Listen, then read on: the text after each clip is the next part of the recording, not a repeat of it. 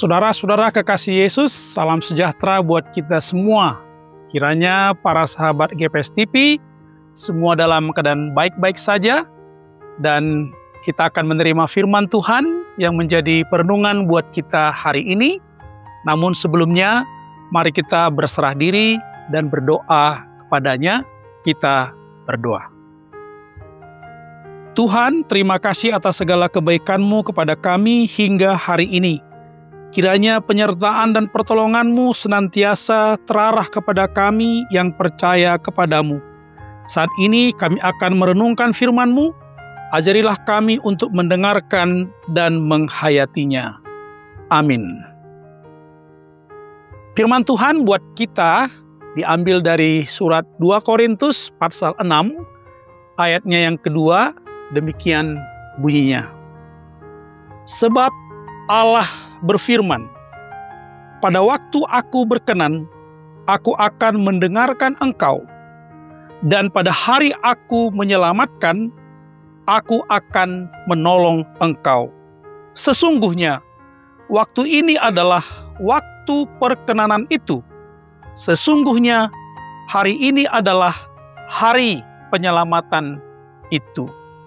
Demikian firman Tuhan. Sahabat GPS TV yang dikasihi Tuhan Yesus, dalam Alkitab ada menyebutkan tentang hari Tuhan, the day of God.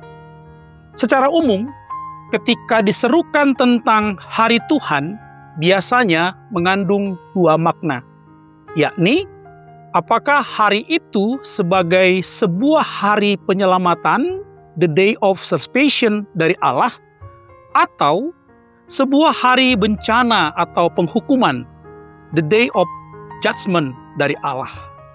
Biasanya dalam kisah-kisah perjanjian lama, khususnya di zaman nabi-nabi, hari penghukuman didatangkan Allah bagi umatnya yang membangkang. Hari Tuhan sebagai penghukuman tidak akan datang sebelum ada seruan untuk bertobat atau kembali pulang ke jalan Tuhan. Artinya, panggilan pertobatan selalu mendahului hari penghukuman itu. Umat yang berdosa atau umat yang melakukan dosa, Allah tidak serta-merta menghukum umatnya tersebut, melainkan Allah lebih dulu bersabar dan menyerukan pertobatan dari jalan yang sesat kepada umatnya itu melalui hamba-hambanya, yakni para nabi. Dan jika umatnya tetap menutup telinga, tetap memberontak, membangkang, dan terus melakukan kejahatan, maka barulah Allah akan bersegera menghadirkan penghukuman. Misalnya, Allah membuang bangsa Israel utara ke Asyur dan membuang bangsa Yehuda ke Babilonia. Namun, di atas semuanya itu, Tuhan juga menyediakan sebuah hari penyelamatan. Penyelamatan akan datang ketika umat Allah bertobat dari kelakuannya yang jahat. Atau juga, hari keselamatan itu datang karena hati Allah yang berbelas kasihan kepada umatnya yang sudah menderita. Itu berarti keselamatan itu ada sebagai buah dari pengampunan Allah atas dosa dan kejahatan manusia. Itu berarti hari keselamatan adalah sebuah kemurahan dari kasih Allah yang mengampuni dan memperdulikan umatnya. Sesungguhnya pengalaman-pengalaman penyelamatan Allah karena kasih karunia dan kemurahannya sudah banyak dialami dan dirasakan oleh bangsa Israel. Saudara-saudara sahabat GPS TV yang dikasihi Tuhan, kepada jemaat Korintus pada waktu itu, Rasul Paulus juga mengingatkan tentang adanya atau tentang masih berlakunya hari Tuhan. Dengan mengutip kitab Nabi Yesaya pasal 49 ayat 8, ia menyerukan bahwa Allah pernah berfirman, pada waktu aku berkenan, aku akan mendengarkan engkau, dan pada hari aku menyelamatkan, aku akan menolong engkau. Menurut Paulus, firman ini juga masih berlaku terhadap jemaat Korintus, yakni bahwa Allah masih membuka pintu perkenanannya bagi jemaat yang mau bertobat dan meninggalkan kejahatannya. Dan bahwa Allah masih memiliki rencana penyelamatan dan kebaikan bagi kehidupan jemaat Tuhan. Apa rupanya kesalahan atau kejahatan yang terjadi di Korintus sehingga Paulus mengingatkan hal ini? Sebagaimana kita tahu saudara-saudara, saat itu di zaman Paulus, jemaat Korintus sedang terjadi perseteruan dan perselisihan. Di jemaat sedang terjadi pengelompokan yang saling menjelek-jelekkan kelompok yang lain. Dan lalu menyebut dan menganggap kelompoknya is the best dari kelompok lain.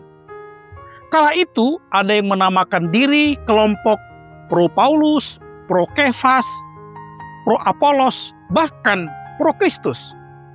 Adanya penyebutan golongan Paulus dan golongan Apolos itu menandakan adanya perselisihan.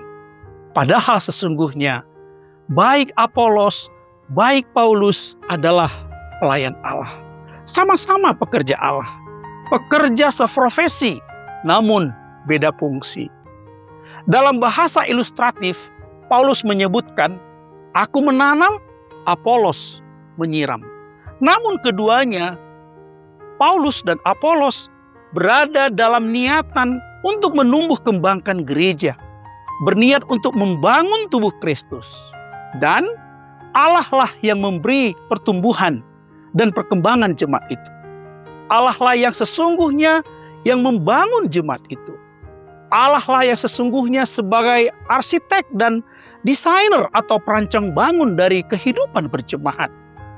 Sementara baik Paulus, baik Apolos adalah pekerja dari bangunan itu sendiri. Pekerja dari pembangunan rumah Allah itu. Paulus dan Apolos adalah kawan sekerja Allah dalam pembangunan jemaat. Maka yang diperlukan adalah saling mendukung, saling bekerja sama, dan saling membantu. Dan bukan saling menjatuhkan atau menjadi batu sandungan bagi orang lain. Saudara-saudara kekasih, di samping itu dalam surat kedua Paulus ke jemaat Korintus ini, ada juga permasalahan lain yang mengganggu hati Paulus, yakni adanya kelompok yang menggugat kerasulannya, yang mensinyalir bahwa kerasulan Paulus tidak sah, sebab ia bukan bagian dari 12 rasul atau murid Yesus yang diutus untuk memberitakan Injil. Menurut Paulus, gugatan dan tuduhan kelompok itu hanya menjadi batu sandungan bagi pemberitaan Injil. Tuduhan bahkan cemoohan itu hanya akan memperlambat penyebaran Injil Kristus.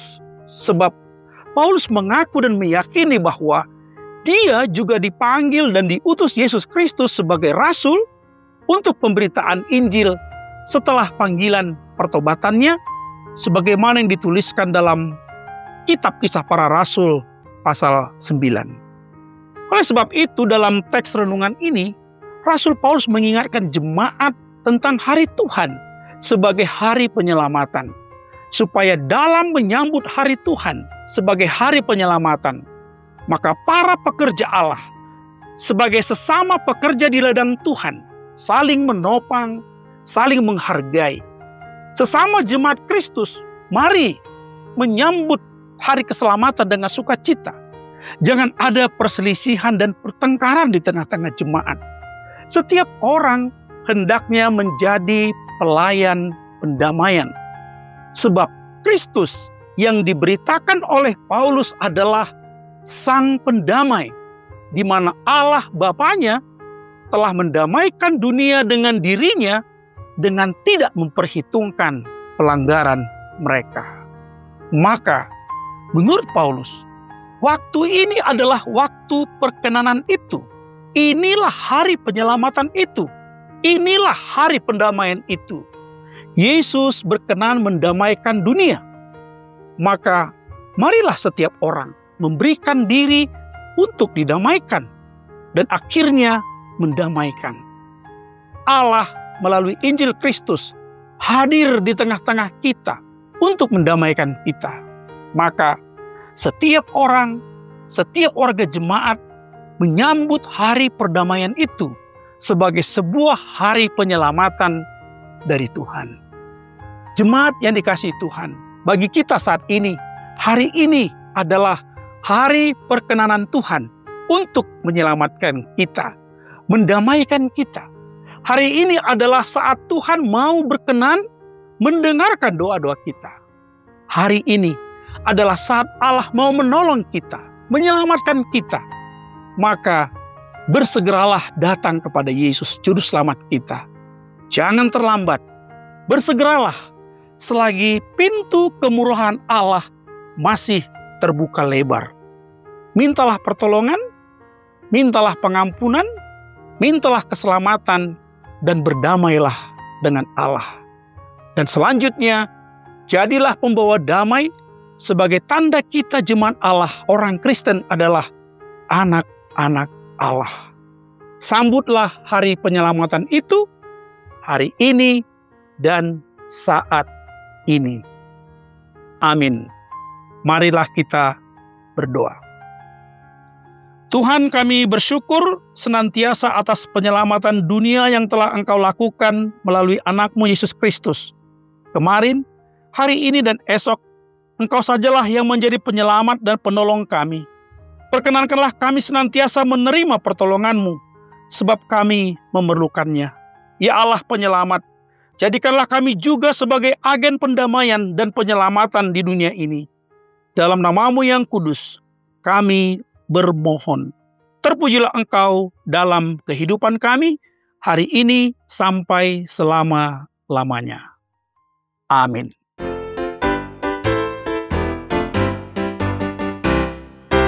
Dong mag ihop ko Tuhan ku tuan